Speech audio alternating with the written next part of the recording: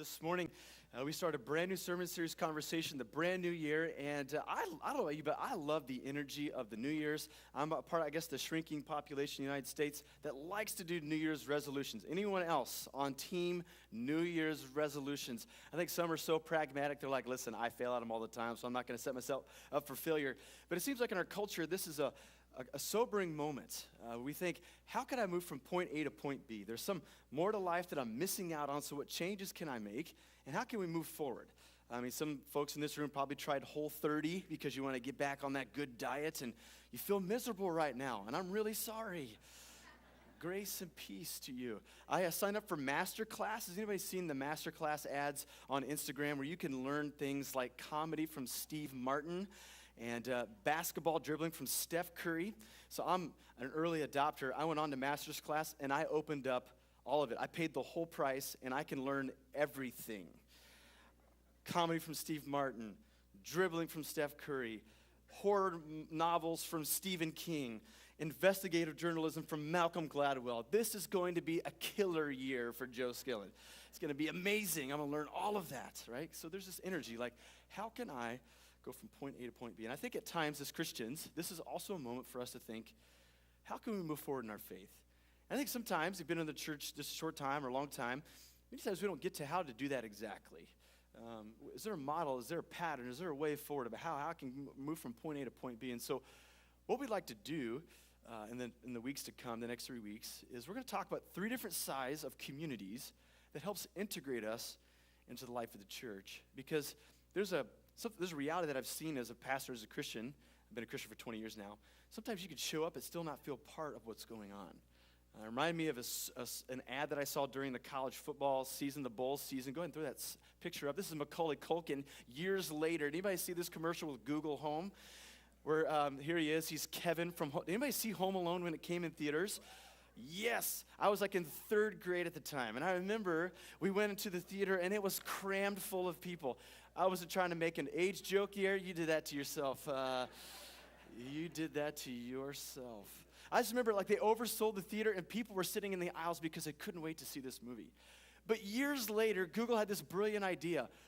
What if Kevin had a Google Home device when he's trying to ward off all of these intruders in his home? And so they have this amazing commercial of Kevin like summoning the Google Home device, and it's more of a leisure process, taking care of his business than what he had in the movie. And I remember when this commercial came on, I was laughing my head off because I had seen the movie, and I saw all the clever things that Google was doing. Ezra, my 7-year-old, hasn't seen Home Alone. He's kind of looking at me going, what's so funny? We have a Google Home, and he's like, it's kind of impressive, but why are you laughing so hard? This gave me this great idea once again. Sometimes you can be exposed to something and not know all that's going on. That even though you have all the information, you don't have all the information. Have you ever been to a group gathering with all your friends and you got there late and your buddies are already there talking, and as you're walking up, they begin to stop their conversation and all look at you in silence? And it dawns on you, oh, I think they were just talking about me. I kind of wonder what that conversation was. Or have you ever started a new job and you get to your workstation and they give you your keys and your key card, and everybody's using all these acronyms and they're talking to you like you should already know all that's going on. And so even though you're on payroll, and even though you have a job, even though you have business cards, you feel like an outsider. It's the same way in the life of the church. We could show up.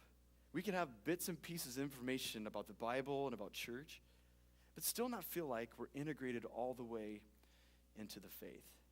And so if that's something that you are mulling over and discerning and thinking about, the next few weeks are going to be important for your faith formation. But before we get there, we're going to do something today like we did the first Sunday last year. We're going to have a short sermon, then we're going to engage in an examination process about where we are in the faith.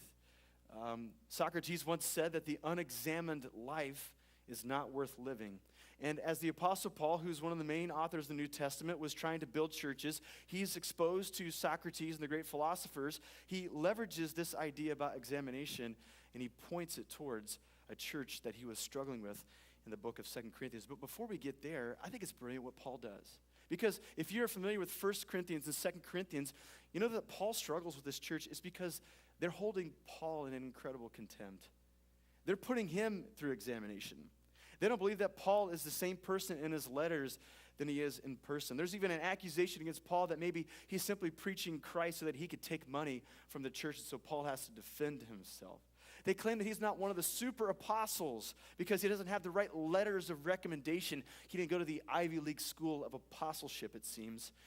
And so they're wondering if they should follow his leadership. And so chapter after chapter, Paul is on the witness stand, and all of these accusations and this examination is being lobbed against him. And so finally, in his last correspondence, in 2 Corinthians 13:5, he turns examination on the Corinthians, a church that he loves, but he's aware of all the struggles that they have in their church. And he says this. He says, examine yourselves to see whether you are in the faith. Test yourselves. Do you not realize that Christ Jesus is in you, unless, of course, you fail the test? A first observation about this text this morning. Paul is writing this to 100% Christians in the room. He's not writing to a mixed group of people, some Christians and some non-Christians, to where this is just an admonition towards those who are seeking and they're spiritual and they're thinking about Christ, but yet not yet Christian. No, Paul says, to the Christians in the room, I have an admonition for you. Examine yourselves. Listen, I would love to have the New Testament tell us that we don't have to examine ourselves. I would love for the New Testament to tell us that once we become a Christian, that all things are simply fine, that we can put it in cruise control and just kind of coast to the end of our days. But again and again, the Bible says that if you're in the faith, you examine yourself. You do a litmus test. You allow discernment from the community to weigh in on what they see in your life and in my life, and to examine whether we're excelling in the faith or not. As I did some research about this word examine, the word is dokimos. That's like the root word of this word, and it's got this amazing history behind it. As I dug research about this, the way this word was used in the original context, let me just confess and say, this idea has loomed large in my soul. It's something that God is using to point in my direction and to have my own personal reflection and discernment about how my own walk with God is going. This word comes from a group of people who were merchants that were in the busy streets of the Roman Empire. You can imagine with me that they had malls and they had food courts like we have in our culture. So if somebody wanted to go buy something, they didn't have to make it on their own. They could go down in the marketplace and they could spend their money and get something from the great malls that they had in these great cities. But there was a group of merchants that would take counterfeit coins as a way of allowing a purchase to be rendered in their culture. It is simply because the Roman Empire was taxing nearly everyone into oblivion, stealing money from them, and so everyone was on the edge of being chronically and generationally poor. And so when people came to some merchants, they would give them counterfeit coins, mere stones with a veneer of metal on the outside, so that it would pass the naked, untrained eye test if any Roman official was walking by the table. Because it's simply an exchange. If this person would accept a counterfeit coin, the merchant then can come to the person who gave the coin and they could get a deal in return. I scratch your back and you scratch my back. But dokimos, a group of people, were the ones who resisted this temptation to accept counterfeit coins. They would examine them, they would weigh them, and they would have these sharp utensils and tools, and they would scratch the top of the coin to make sure it was authentic and not counterfeit. So if you put all this together, after Paul has been lobbed so many words of accusation and examination, Paul turns it upon this church, a church that he loves, and he says, I want you to know that you need to examine your own faith. And your faith needs to pass a test. It's not just the test from a distance in the naked, untrained eye, but it needs to go through a deep and profound audit. Just like a merchant would scratch the top of a coin to see if it was real or not. There are moments in the Christian life when we scratch the surface of our soul to see if we indeed pass the test. All this to say this, Paul didn't get invited to a lot of parties in his life. Because instead of letting this church pass with, is this good enough? Can you pass a distant test? He says, actually, because of what Jesus has done for all of humanity and what he's done for you, something more is at stake. We're not going to pass just for the naked, untrained eye test, but we're going to get closer. We're going to scratch the surface. And we're going to see if we're truly authentic and real. I don't know about you, but this is quite the examination that you and I could have as well in our modern day time. Because just like the Corinthians, we can have the temptation. We can have the temptation if we're an average churchgoer, for a person who's a leader in a church, there are ways that we could say the right things, curate our social media posts, the right smile on the face, the right words at the right time, that we could pass the naked, untrained eye test about how things are going in the faith. We could wander through life, barely go into the depths of our faith because we've learned to play the game. But when the surface is scratched, we find that there are parts of our Christian faith that people have concluded could be real is actually counterfeit, and it doesn't measure up. And so what we have are these moments in the Christian life where we can get honest with God, honest with ourselves, and ask ourselves, is it worth it to be honest about how things are really going, or to continue to hide?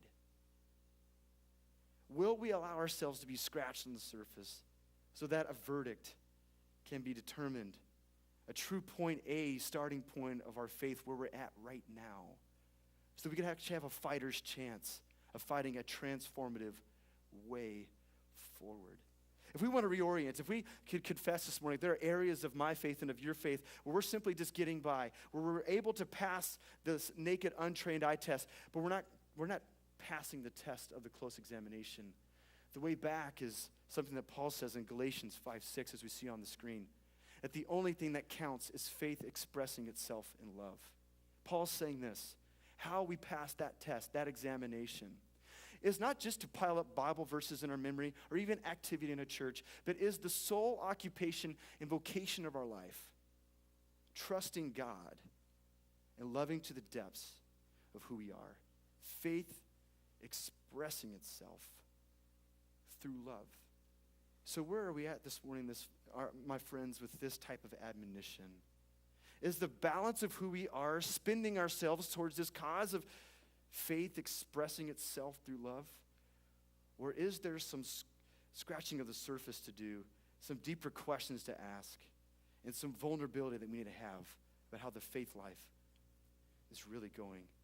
I got 3 quotations that I want to diagnose it further here. The first one is from Vincent Miller. He says, "The Christian faith used to hold people. Today, people hold Christian beliefs." This is what he means.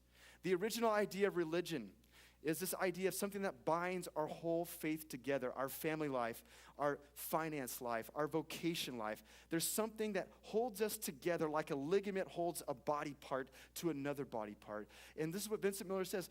Christianity in its native vision used to hold people together, used to govern them. There were already decisions made because they were Christian. This is what we do to enemies because we are Christian. This is how we spend our money because we are Christian. This is how we lead our home because we're Christian. What we see now is that Christianity becomes a commodity, something that we could hold alongside other things that we care about that may or may not correlate with it. Or to put it another way, sometimes folks have a Christian faith like a record collection. We could show it off to our friends and play it sometimes and enjoy it, then put it away and then go on with the rest of our life. So the question that we have to ask ourselves is, does our life hold together with the idea of being a Christian? Let me share a quotation from Rogers Hornsby, who is a baseball player, but it's a quotation about golf. Go ahead and throw the next one up. He says, "I don't want to play golf. When I hit the ball, I want someone else to go chase it." I think it's also the same in the Christian life. There's something about the Christian life that we're counting on, and we're choosing to ignore other things that come with the Christian faith. A popular version of this in American Christianity is, I trust Jesus for my post-mortem existence, but the rest of my lived existence, I'd rather decide myself. And as we examine the teachings of Jesus, he does talk about eternal life. He does talk about what happens after the grave. But he's got a whole bevy of interesting and lovely and delightful and encouraging and challenging things to say about the life between now and then. So I have a question for us as we examine. Do we want to play golf just by hitting the ball and have somebody go chase it? Do we have the Christian life just for a piece of it and not the whole thing? Or are we allowing God to move in and to take over. Last one is by G.K. Chesterton. Last, but certainly not least, Christianity has not been tried and found wanting. It has been found difficult and untried. I would love to say that the Christian life is the easiest life, but my friend Jeremy Sims says it this way: Christianity is easy as hard gets. Jesus gives us his grand invitation. He says, my yoke is easy, my burden is light. But when we come and follow Jesus, there are things that happen in the Christian life that take from us, that don't make it easy. We reorder our financial and generosity patterns. We reorder the way that we treat relationships. We reorder the way that we look towards outsiders and people who are not like us. Those things are challenging, and they're getting more and more challenging in a culture like ours. And so the invitation that we have from Jesus in an examination is, will you still follow me even when it's not easy? And so this morning, how we're going to govern the rest of our time is a little bit of examination so that we can find a true point A, so that we can find our way forward.